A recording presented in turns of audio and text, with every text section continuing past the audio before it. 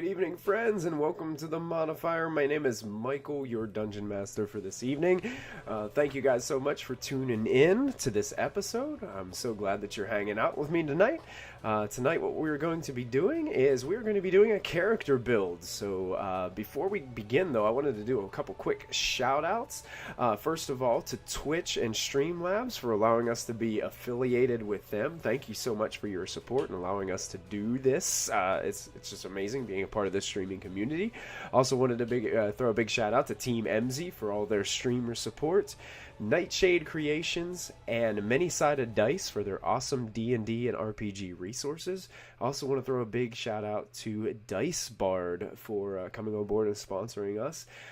If you go to dicebard.com, you can go ahead and check out some really cool merchandise, RPG, D&D related merchandise, and pick up some cool dice while you're at it. I'm going to type in a link in the chat. Dice Bard. It's going to get you a link to their website, and if you use the coupon code PROBO at checkout, you can get free expedited shipping on your order of any of those products. So make sure you go check them out. I've got a couple sets of dice on the way from Dice Bard. I'm excited about that. So hopefully, I'm hoping in the next week I'll have those and I can show them off a little bit. Another quick announcement, in just a little under 2 weeks, September 26th, that's a Wednesday night, we're going to be launching our Waterdeep Dragon Heist campaign here at Proficiency Bonus with Dungeon Master JJ. He's got the cast set to go, and we are in the final stages of prep for that campaign, and we're looking forward to bringing that to you live on Wednesday evening, September 26th for episode 1. Start at 8 p.m. Eastern time, so make sure you tune in and check it out. It's going to be epic, and we're really looking forward to that. Keep in mind, on Monday nights we stream Tomb of Annihilation with Dungeon Master Matthew, so make sure you stop by on Monday nights at 8 p.m. Eastern to check out Tomb of Annihilation. We also have a Mystic Hour coming up live again tonight on Thursday. That's 8:30 p.m. Eastern Time, 5:30 Pacific. Christy Mystic Water is your host for that, and she's going to have another live episode tonight. I know the last couple of weeks she's been off, but she is back on tonight for another D&D related episode, and she's going to have the boys on tonight, so I'm excited. The boys of Proficiency Bonus are going to be hanging out. I'm invited, so that's even cooler. I'm excited. Pumped up about that. It's going to be quite an experience. She's got quite an episode planned for you. So it's going to be great. So make sure you stick around. That'll be at 8:30, probably about 30 minutes after this episode of the Modifier. So check it out. It's going to be fun. Another quick announcement: if you applied for Dragon Heist, and it was really hard for JJ to select 5 out of like the 300 and some applications that he got. But if you didn't get a chance to be a part of Dragon Heist, we are opening up another casting call for Curse of Strahd. That's going to be coming to Proficiency Bonus on Sunday nights, run and hosted by our Dungeon Master, Sarah.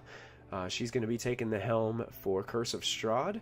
So if you type in ! Which I'm going to do right now, Strahd, you can get yourself a link to that application. All you got to do is click on that link, fill out the application. It'll go right to Sarah, and just be patient. It's not going to be, we're not going to start streaming this until sometime in mid-November, so give her a moment to collect some applications, and she will respond as soon as she gets some of those in. So make sure you give it a shot. If you'd like to be a part of what we do here on Proficiency Bonus, you want to be a part of this streaming community and part of a consistent Dungeons & Dragons role-playing game during the week, make sure you give that application a click and fill it out for us, because we would love to hear from you. Aside from that, we're going to dive right into tonight, and we are going to do a little bit of character building. The last several episodes, we were building NPCs and monsters that were undead.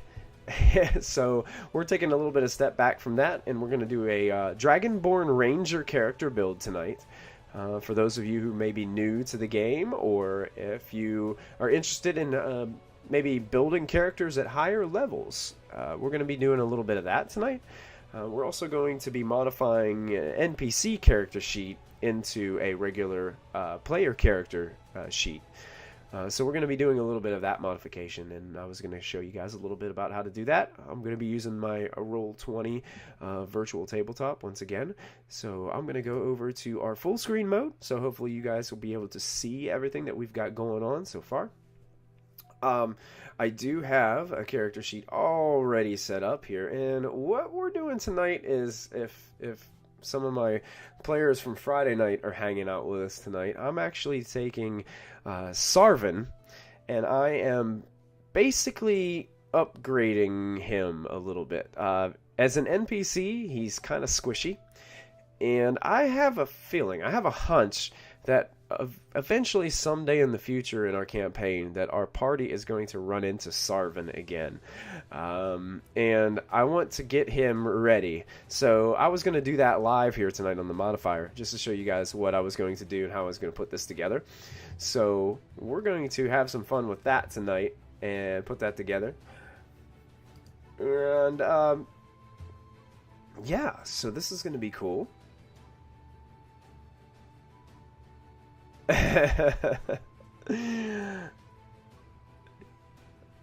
What's up, Josh? It's good to see you tonight. I'm glad you could make it.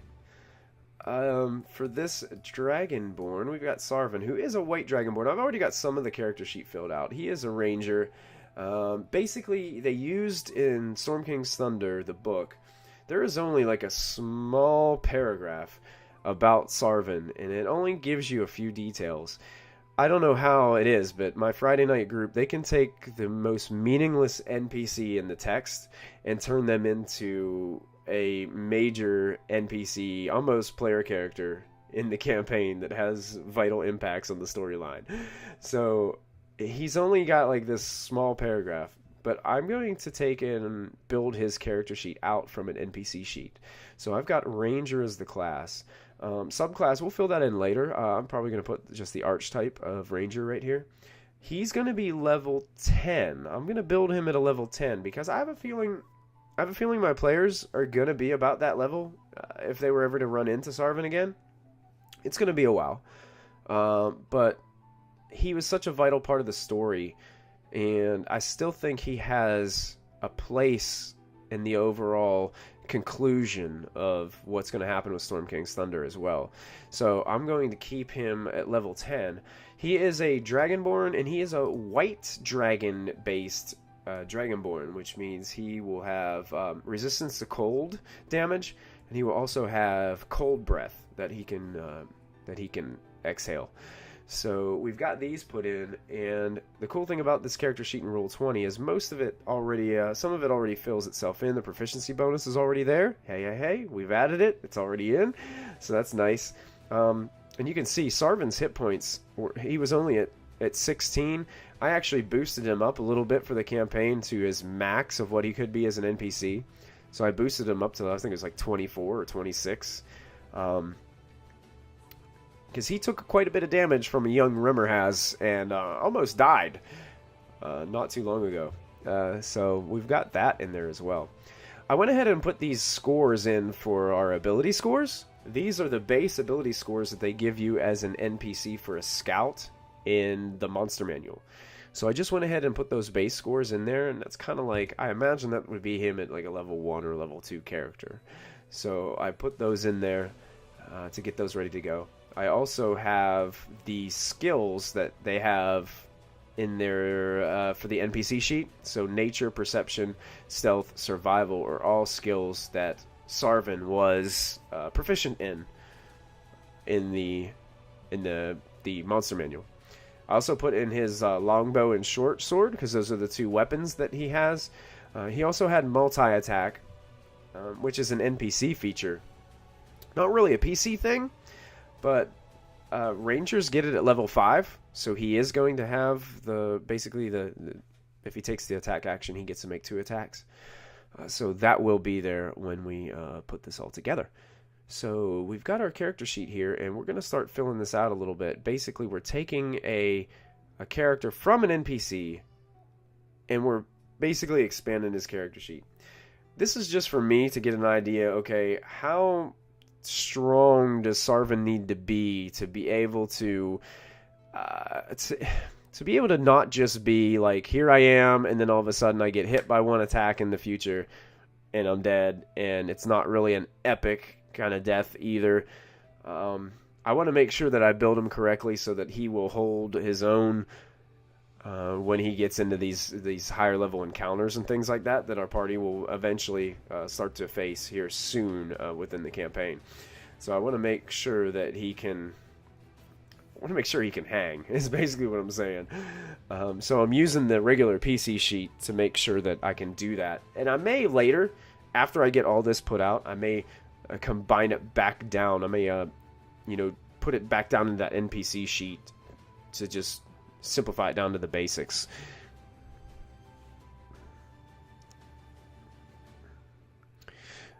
Josh in chat, since the template was initially a scout, Constitution would have to be a secondary focus. I would agree with that. Constitution and Wisdom are kind of about where they are at. And if you're thinking about it too, Josh, with a Ranger, I do believe that they use Wisdom as their... because Rangers can cast spells. So I do believe that Rangers use Wisdom as their spellcasting modifier. So we may need to think about boosting his Wisdom up just a little bit as well to make it so that his spells aren't absolutely worthless, which is something that we might need to look at as well. I don't know how much we're going to have to toy with these, but we may need to toy with them a little bit. Yeah, because survival is a Wisdom-based. Perception Wisdom base is what's nature?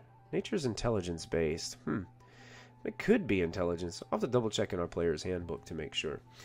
So we've got this going on so far, and what I'll do is I'll see if I can pull up Ranger in our compendium right here, and we can start to build Sarvin based on what we get for our class lists. I'll put the Ranger up here so you guys can see what we've got.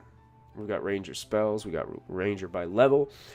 As a Ranger, you gain the following class features. So 1d10 per Ranger level for our hit dice. Hit points at first level. So he has 10 plus his Constitution modifier at first level. So that's going to be... he's basically going to have 11 hit points to start off. I'm just going to jot that, take notes of that right there. It's starting at first level. 6 plus his Constitution modifier per Ranger level after first. So it'd be 7 after first unless we decide to roll for him. I might just take the average just to expedite and kind of make things a little bit easier. Proficient with the following items. Light armor, medium armor, and shields. Weapons, simple weapons, martial weapons. Tools, none. And we get to choose from there.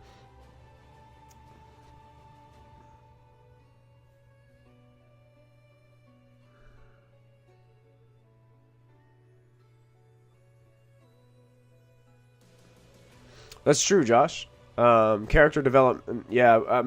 And two, I'm going to probably tweak his character sheet to match some of how I role-played him a little bit as an NPC. So it might not 100% line up with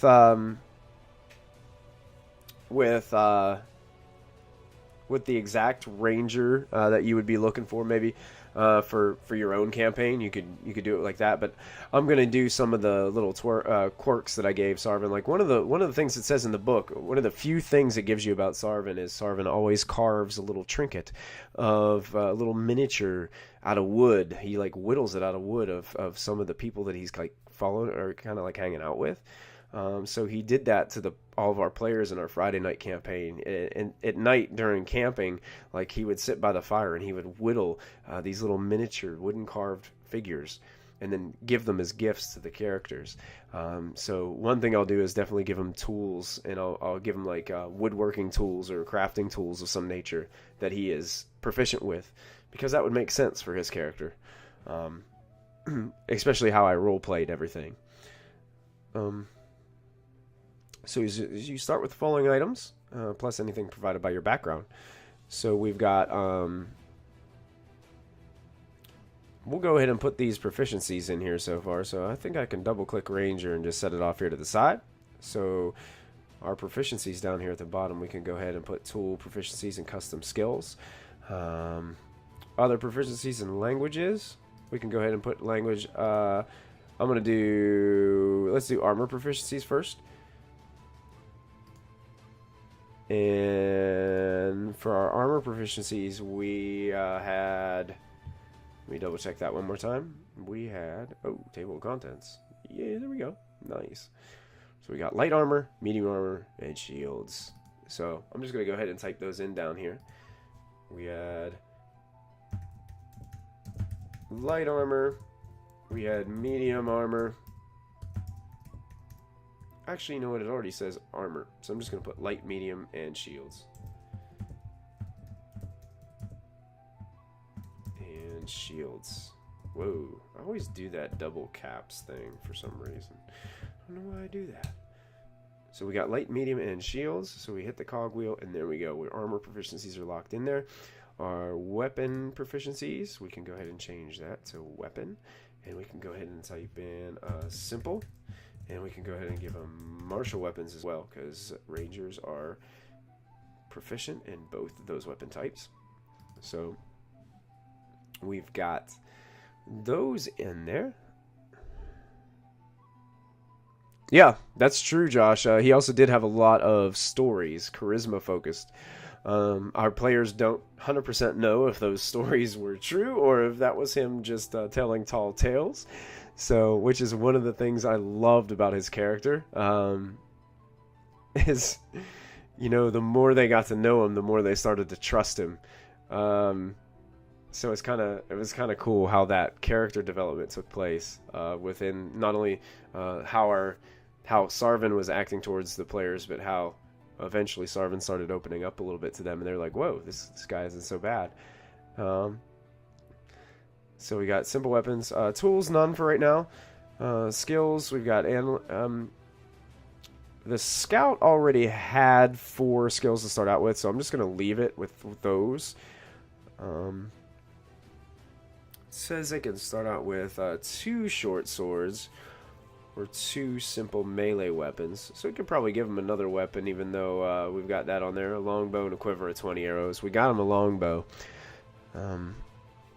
I was also thinking about even upgrading his longbow attacks a little bit, giving him some special arrows that he can shoot.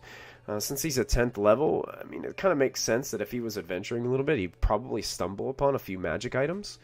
So I was going to think about maybe giving him a couple starting magical arrows that he can use with his longbow. Something like an explosive arrow, like a ice-tipped arrow, or maybe an ensnaring arrow or something like that. Just to give him something to give him another little bit of a flair to his character.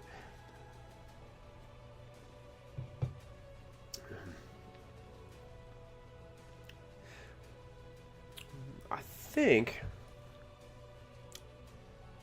Yep, Scout has leather armor, so we'll go ahead and put the leather armor in there since it says it's a starting type. So we're going to go ahead and give Sarvin some leather armor here. So if we go up here and we just type in leather, I'm pretty sure leather armor is going to pop up here, and we can drag this right into our character sheet. I believe it'll let me drag it to here.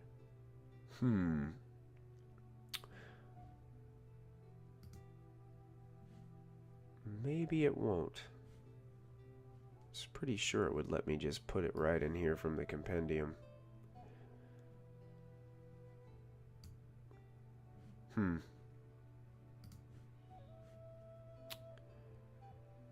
wonder why it's not accepting my drops. Normally I can just pull it over there and drop it right in, unless I'm dropping it in the wrong place, but I'm pretty sure if I put it down under equipment, it would work.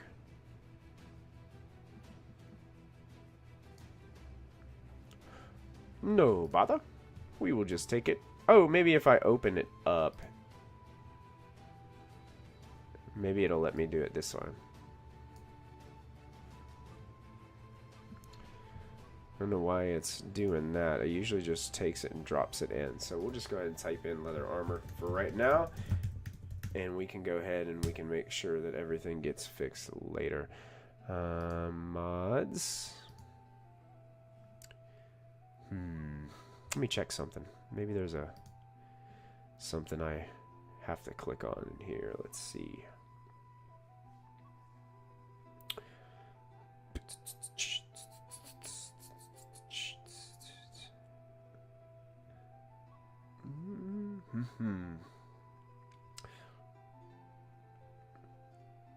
Hope you guys are doing great tonight. I'm super excited about the new live episode of Mystic Hour coming up next. It's going to be pretty sweet.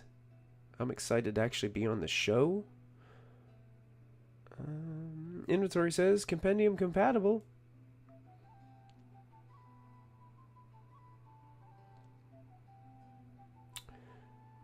Seems like it should be accepting things from our compendium based on this sheet.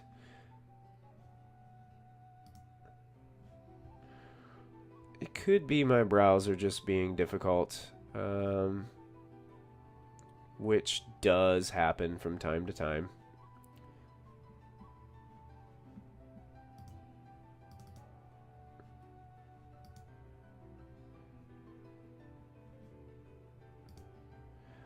So we'll just put leather armor in there for now.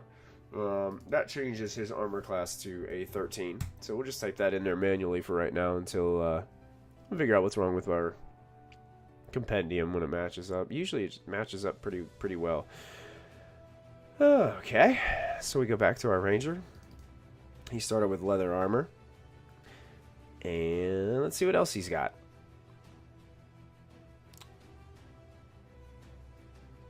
So we're going to go ahead and put in some of these features. Now, all rangers start out with a favored enemy. And Sarvin had some stories. And I'm going to play into his favorite enemy stories to do this. So I'm going to go ahead and...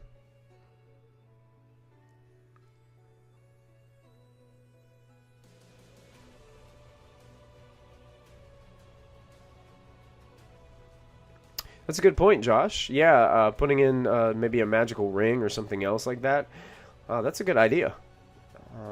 Especially, Sarvin spends most of his time kind of as like a guide for other caravans, adventurers, things like that. Just helping them their way around the wilderness and things like that. Just taking odds and ends jobs like that.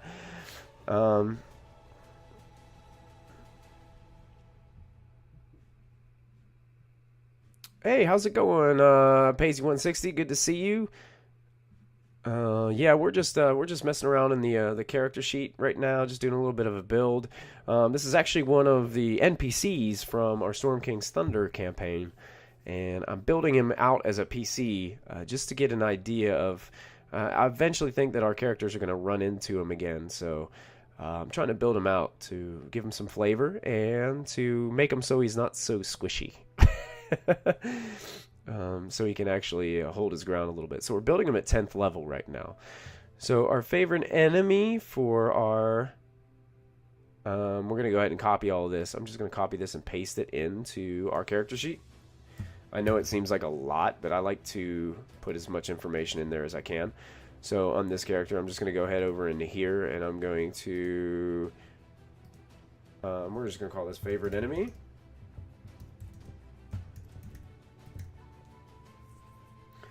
And that's going to be a class feature for a ranger, level 1. So that's where it comes from. And in here, we just go ahead and copy and paste this. And we can check out what it is. Beginning at first level, you have significant experience studying, tracking your certain favorite enemy. Choose a favorite enemy. I'm gonna double check something really quick because I've got an idea of his favorite enemies.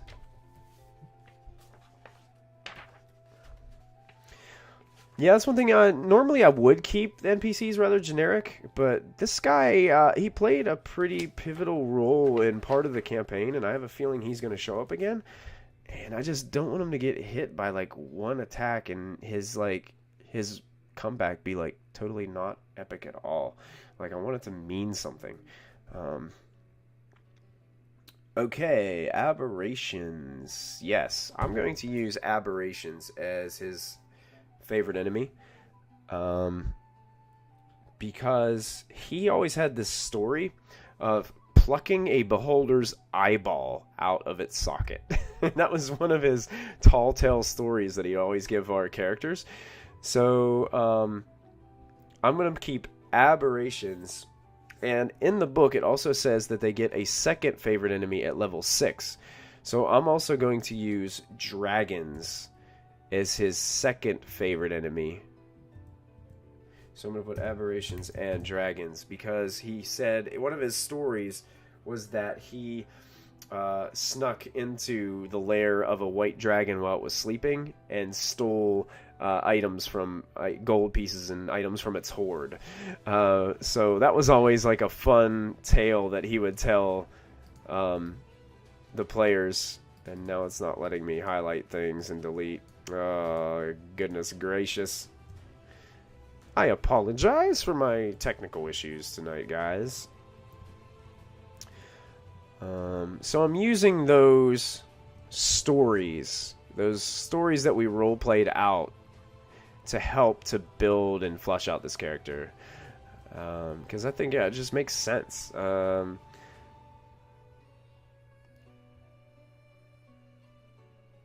So, oh, there we go. Now it's letting me highlight some things and delete them.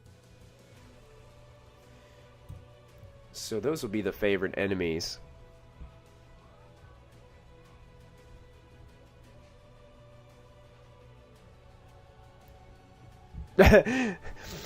Paisley, I don't want to give out too much information because I know that my characters, my players, are going to run into this guy again. So it will eventually get played out, probably, in one of the episodes on Friday nights.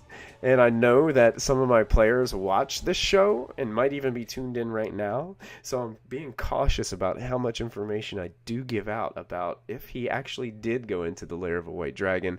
Or, according to our players, he just told them the story. So it's kind of one of those things where I don't want to give too much out there just in case it comes up again. So there it is. You yeah, there you go. Make those assumptions. You choose one additional favorite enemy as well as an associated language. Okay. So we're going to be adding some languages. Oh man, what are the languages of the beholders? Deep speech and undercommon. And you know what? Since he is a Dragonborn, we'll already say, because he already knows Draconic, and if his if one of his features and enemies are dragons, you know, that would be one of his languages. So what we're going to do is we're going to go ahead and give him. So he's going to have common. He's going to have Draconic. He's also going to have. We're going to give him both of the beholder deep speech, which is crazy, and undercommon. So now he has all those languages that he's proficient with. Sweet. Cool. As you gain levels, your resources reflect the type of monsters you have encountered on your adventures, which makes sense. That's cool.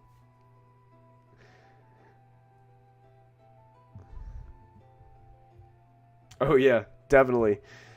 I'm just going to delete most of this because it's already built into the character sheet. I'm going to keep this here. You have advantage on wisdom survival checks made to track your favorite enemies, as well as on intelligence checks to recall information about them. So that's pretty cool. So those will be our favorite enemy. I'll just, so we've got that set. The next thing for a ranger that we got to flesh out is Natural Explorer. So let's see what Natural Explorer is. I think it... you have familiar with one type of natural environment. Okay. So, difficult terrain doesn't slow your group. Oh, you gain additional favorite terrain at 6. Oh, cool. I didn't know you gained additional Natural Explorer terrains. That's awesome. So we're going to go ahead and we're going to copy that. Minimize our sheet. I'm going to call this Natural... what was that? Natural Explorer, I believe. If I have to change it, I'll change it. No problem. And we go to class feature, Ranger. That's a Ranger level 1 feature, which is brilliant. We'll paste that into here. Sweet. Now Sarvin, they found him way up north. So he was in the mountainous Arctic regions of Faerun. So we're going to one type of favorite terrain. We're going to say that it was Arctic. And we're going to add mountain for his 6th level. So we're going to use Arctic and mountain as his favored terrains, because that just makes sense for his character. And of course, if you were building a different character, you could make this anything that you would want.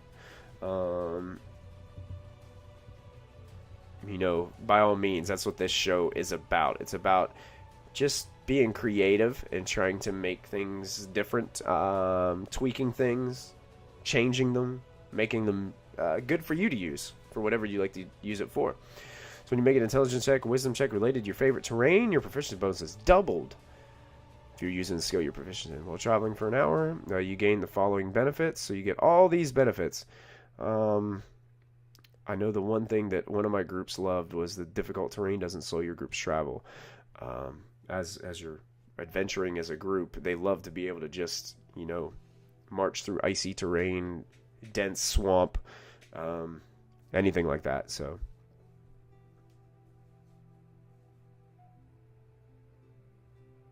that would be pretty epic. Aiming at smog, yes. Sweet. Whoa, wait a minute. He's 10th level, and you get an additional favorite terrain at 10th level. I deleted all those favorite terrains. What was I thinking? So Arctic and Mountain. You know what? We're going to do something crazy. We're going to go with this third one. Arctic, Mountain. I'm thinking going with Underdark. Because if you're thinking about favorite enemy being a beholder's not going to be just chilling out there. You know, you might run into these beholders in the Underdark. So I'm going to put Underdark as his other favorite terrain. So Arctic, Mountain, and Underdark, favorite terrains. That's cool, because, you know, usually when you're building a ranger, I mean, every ranger I built's been like forest. You know, it's like you always pick forest.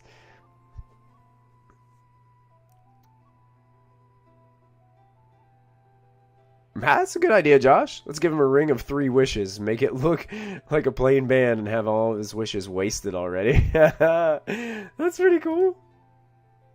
That's a good character concept. You could even actually roleplay that out a little bit, too. Oh, man, what's in that ring? I'm just going to go ahead and delete that since we've already put that in there so it doesn't take up too much space in our character sheet. It's cool. So Natural Explorer. We got that in there. Oh, man, I always need to do like 10 episodes to fill out things because I just want to explore everything. Natural Explorer.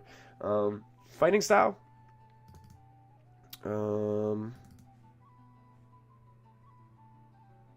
You know, Sarvin's probably going to be archery. He used his bow a lot.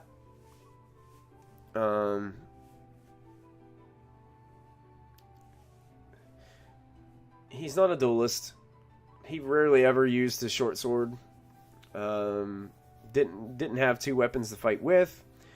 So archery makes the most sense on here. So he's going to gain a +2 bonus to attack rolls with his ranged weapons. So we're going to go ahead and we're going to give him that archery.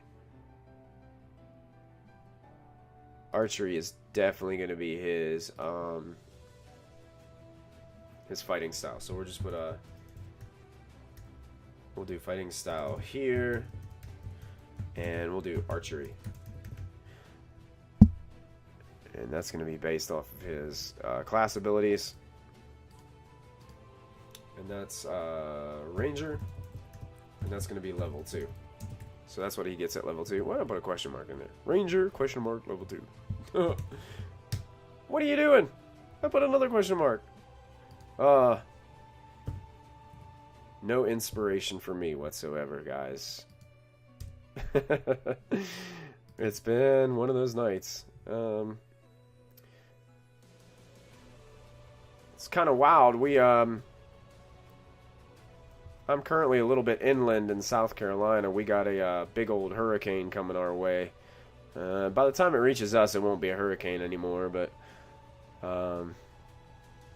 so it's kind of cool. It's kind of cool in a way, kind of not, because everybody's kind of hunkering down and getting ready for this thing. I'm not sure exactly what it's going to do around here. It might get a little windy, some rain, but we're doing okay so far. There we go. Fighting styles. Archery?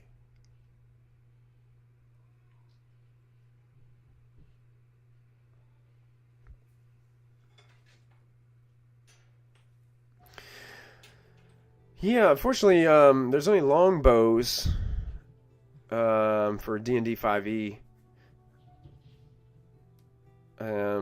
So basically, I think what they did is they kind of put the great bow into the longbow category.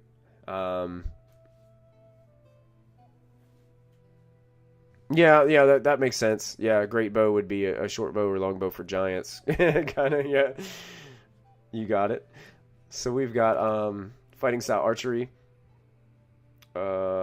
And we also, I believe we get our Ranger Archetype. Let me check this chart. Oh, we get spell casting. So our Ranger gets some spells. We'll do all the spell casting stuff later. It might actually be in another episode since it's already 7:37. I always take my time when I build characters. It takes me forever. I like to really get into it. Primeval Awareness and Ranger Archetypes are next. Let's go to the Ranger Archetype. I don't know if the compendium's going to have everything that I need to pull. So I might have to do that out of the player's handbook. But we're going to take this one. Beginning at 3rd level, you can use your action. Expend 1 Ranger spell slot to focus your awareness on the region around you for 1 minute per level of the spell slot. You can sense whether the following types of creatures are present within 1 mile of you. Or within up to 6 miles if they are in your favored terrain. That's pretty cool. So, Primeval Awareness. We're going to go ahead and copy that. And put that into our character sheet underneath fighting style here. Awareness. That's sweet. That is also a class feature for Rangers at level 2. Or, excuse me, that's level 3. Not level N, level 3. There we go.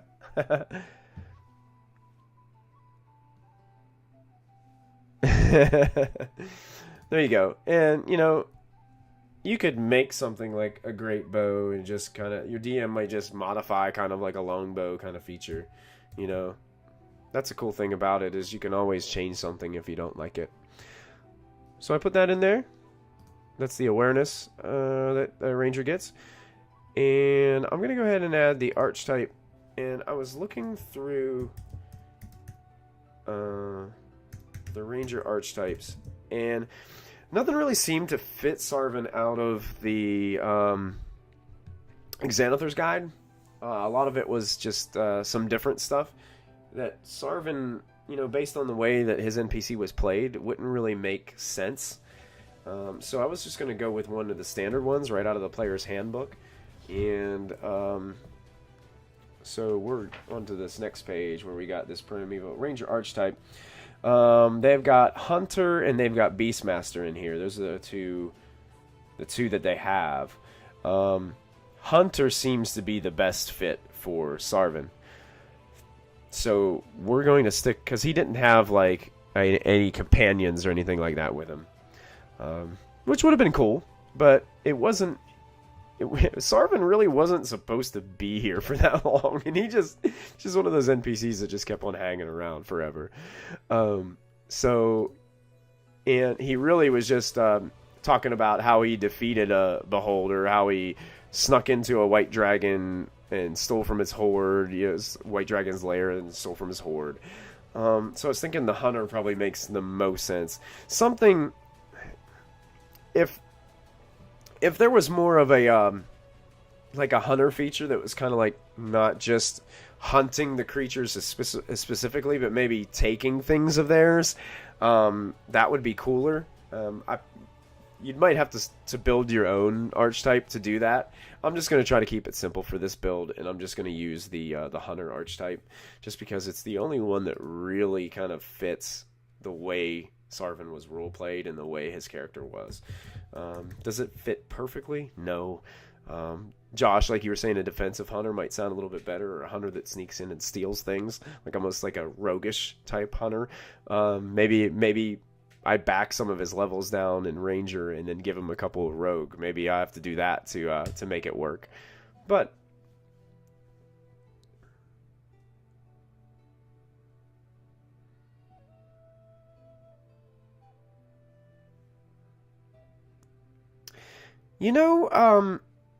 I think that scouts, a lot of the scout NPCs come up more as rangers than they use.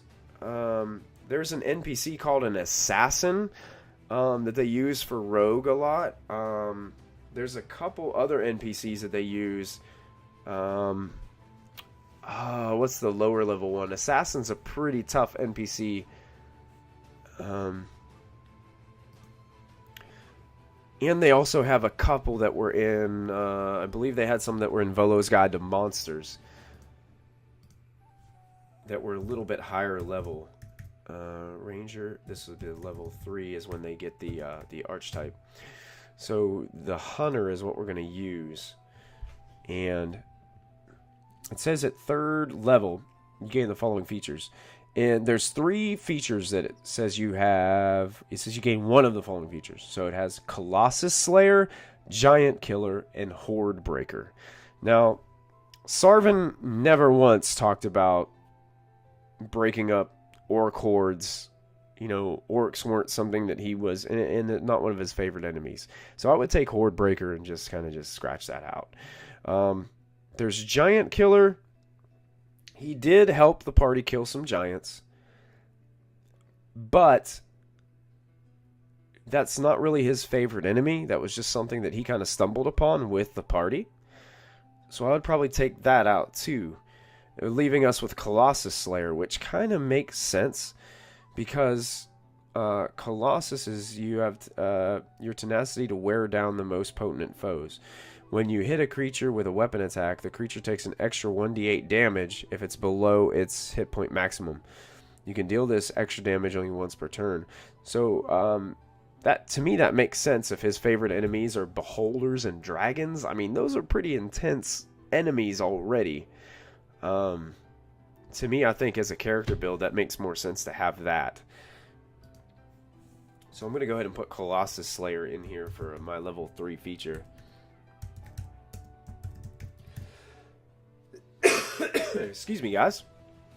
Still trying to get over the cold that I had starting last Friday. I am a school teacher, and whenever you get back into work after a long summer break of being away from all the kids and all the germs, sometimes your immune system isn't ready to fight all that just at once. So this is a Ranger level 3 for the Archetype. And I'll go ahead and I'll type all that information in there later. It doesn't have it in the impendium right here, compendium for the Roll20, just because it doesn't have all the archetypes listed in there. It has the basics that you need. But what I would do is I'd go back in later and I'd flesh it all out. And the other thing that it says is at level 7, Well, we can go back here and put in the rest. We got level 4, we get an ability score improvement. And we also get another one at level 8. So we can actually increase some of our abilities. We can increase 1 by 2 at 4th level. I know, Josh, you were saying that we might need to take Constitution up. We may need to take our Wisdom or Intelligence up. I think with his longbow being his primary attack, well, he does have the archery. So basically your longbow is actually going to do an additional 2. So we can actually change this and put a +2 in here because he...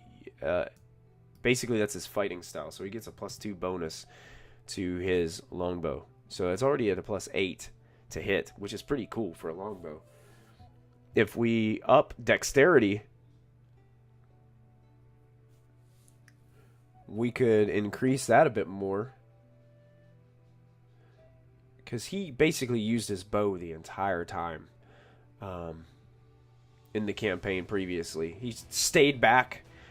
The only time he really wanted to get up in the fray was when he could use his cold breath. But most of the creatures that they faced, Sarvin being in his favorite terrain, knew that most of those creatures were resistant or immune to cold damage. So he didn't bother even doing it.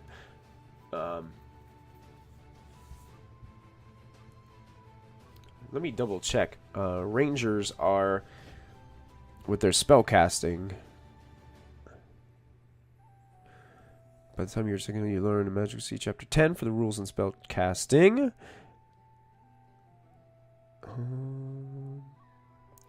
Doesn't say what we use for our spell casting as a ranger.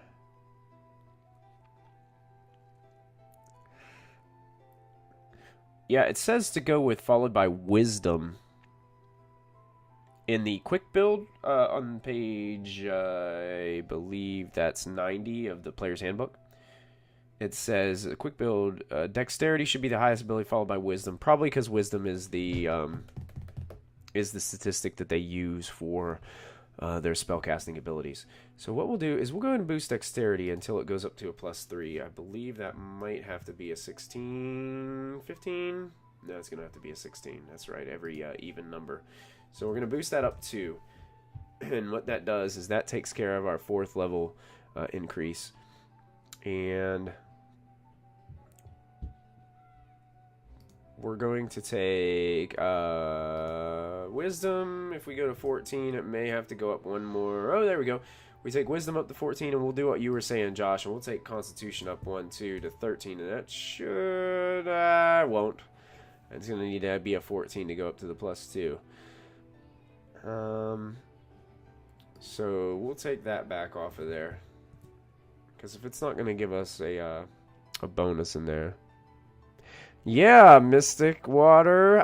We're doing a little bit of character building with Sarvin, our favorite Dragonborn Ranger.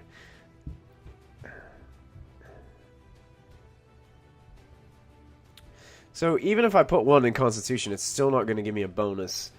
And I like to, when I put these in there, if I'm just going to add 1 to each, I want it to be something that's going to be effective. So since nature is based on intelligence, maybe we'll give him 1 more in intelligence. And that will definitely give him, that'll give him the +1 in intelligence. So we boosted his wisdom up by 1, and we also boosted his intelligence up by a bonus. So we're giving him a bonus in both of those places. And we're giving him a bonus in dexterity. So we're hitting wisdom, we're hitting intelligence, and we're hitting dexterity that actually move his bonus up a little bit. Give him something. Look at that longbow bonus right there. He's sitting at a +9. And even with a short sword, +7 is pretty good. So that's cool. Sarvin's no slouch. He can handle it. He's got this. So if our Constitution scores are +1, that means we're getting 7.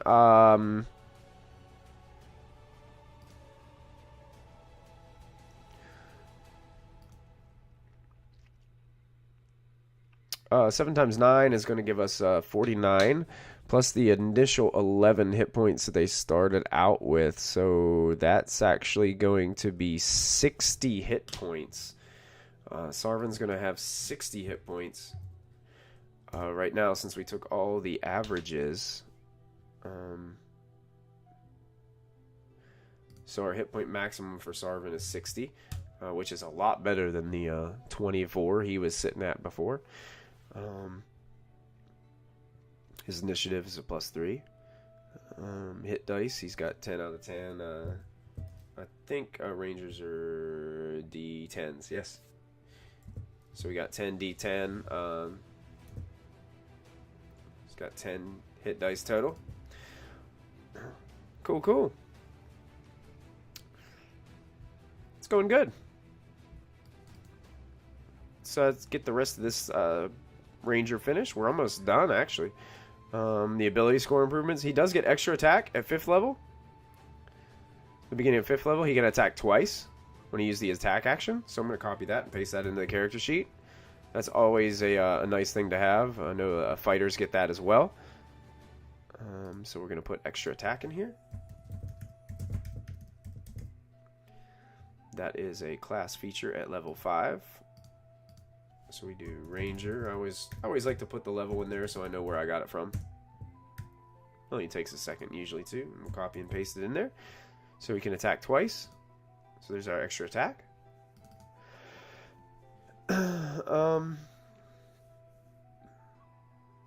Landstride. Let's see what that is. Excuse me. So in 8th level, moving through non-magical difficult terrain costs you no extra movement. Also have, is that, I missed that the other day. Yeah, I missed that. So we got Landstride, and we also got Hide in Plain Sight. So we're gonna go ahead and put those in here, and I'm just gonna add those to the character sheet, so that way I know that Sarvin has them. So lambs. That's a good time. Landstrive? Come on, man. Get it together, Michael.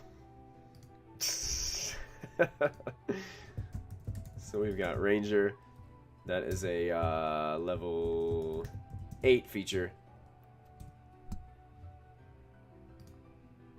So we're going to paste that in there. So we got Landstride. And the final one he's going to have at level 10 is this Hide in Plain Sight. Which basically makes it so, like, if you know something's coming, kind of like Arnold Schwarzenegger in the original Predator movie. How he was using the mud and the trees to just basically stand there, and he was not visible to the Predator. So we're going to put Hide in Plain Sight. Doing those double caps again. That's going to be a class feature. Ranger level 10. So we got that in there. Add that to the character sheet. So it gives Sarvin some camouflage. So this is cool. And for these archetypes, actually we got one that we can add before we finish up tonight. And under our Hunter archetype, we have defensive tactics. At 7th level, you gain one of the following features. Escape the Horde, which we already said that Sarvin wasn't really a Horde breaker. That wasn't really what he did. So we're not going to use that one. We're just going to take that one out. Now this, Josh, this might have something, what you were saying before, a defensive hunter, this might be it. Multi-attack defense. When a creature hits you with an attack, you gain a +4 bonus to AC against all subsequent attacks made by that creature for the rest of your turn. So any NPC or enemy that has multi-attack against Sarvin, if they hit him with the first attack, or hit him with an attack, every attack after that, he has a +4 bonus to be able to either dodge out of the way or his armor class actually boosts up. So I think that is perfect for what you were saying about defensive hunter. So I'm going to do multi-attack defense to go with what you were saying, Josh. So that seems like the best feature for us to use for that. And that is a class feature as well. And that's for the Ranger level 7. And I'll add all the details to that later because I can't just copy and paste that one. Yeah, it is a really good one. I like that one a lot because by 10th level, pretty much most of the monsters that you're going to face, especially the big ones, are going to have multi-attack. So to get that +4 bonus to your AC, that's going to be really good. Especially with him, he's only sitting at 13 right now, but you add 4, you're going to add to 17 for of the subsequent attacks. That is good. That is a good feature. Cool. So at 10th level, that's basically Sarvin. I mean, I would probably go in and I'd probably flare him up with some different merchandise, and like we said before, I'd probably add, I'd probably give him some magical arrows, some things that did some interesting stuff, like explosive arrows, cold arrows, something that did something on impact, just to make it a little bit, flare it up, make it a little bit more exciting, not just like a +1 longbow or something like that. I would try to flare it up in that way, just to add a little bit more to this character. But yeah, that's Sarvin. I mean, he's pretty much built. He's ready to go. I would probably go into the backgrounds and see what kind of backgrounds we could add to him and give him maybe a skill or two more. Like I said, I would give him tool proficiencies with using the whittling tools, as he likes to carve his character friends out at night by the fire. So I would do that to kind of flare up his character a little bit. I'd go in here to the personality traits and I'd fill that in. Yeah, I agree with you, Josh. Upgraded armor might be something that we would go with. We might boost it up to studded leather or something like that. Give him something. He's mainly an archery guy, so he probably wouldn't have a shield, but he might at least have something. Yeah, I agree, Josh. Yeah, studded leather, one of the medium armors might be something more realistic, especially at 10th level. He's probably going to want to get that armor class up there a little bit. But yeah, that's Sarvin. And that's what we got for him right now. I mean, there's a couple things we could fill in. But we could take Sarvin, we could put him into a game. And that'd be cool. Of course, you'd want to add a little bit more equipment. And you can also, whenever you're building a character above first level, if you go to, I believe it's page 28 in the Dungeon Master Guide, there is a starting equipment chart to help you figure out, like, if you're starting a character, how much money you would have and what kind of equipment you would be starting out with. Sometimes you get to start out with some magic weapons already based on the level that you're starting at. So, before we get ready to call this a night, everybody, thank you guys for hanging out once again. My name is Michael here at Proficiency Bonus. Every Thursday night from 7 to 8 p.m. we kind of hang out, we build some things, we modify things, we do some character builds, interesting stuff. So, thank you guys for hanging out, throwing in your input, and helping me to flesh out Sarvin a little bit, and give him some more statistics and find out a little bit more about him. Don't forget, we have Mystic Hour live tonight at 8:30 p.m., so you want to be here for that. It's going to be exciting and awesome. And tomorrow night, we roll back into episode 49 of Storm King's Thunder. So tomorrow night at 8 p.m. Eastern, we hope that you can join us and that you will hang out with us and get to adventure with us. So thank you guys so much for joining me tonight. Stick around in 30 minutes. I'll be back on here as a guest on Mystic Hour. I'm so excited, along with my friends Matthew, JJ, and MG from our Storm King's Thunder campaign. So we look forward to seeing you there. You guys have a great night. Josh, Mystic Water, Paisley160, thank you guys so much for hanging out with me and chatting away. And we will see you guys soon. Thank you guys so much. Don't forget to add that proficiency bonus, guys. I'll see you next time. Have a good night.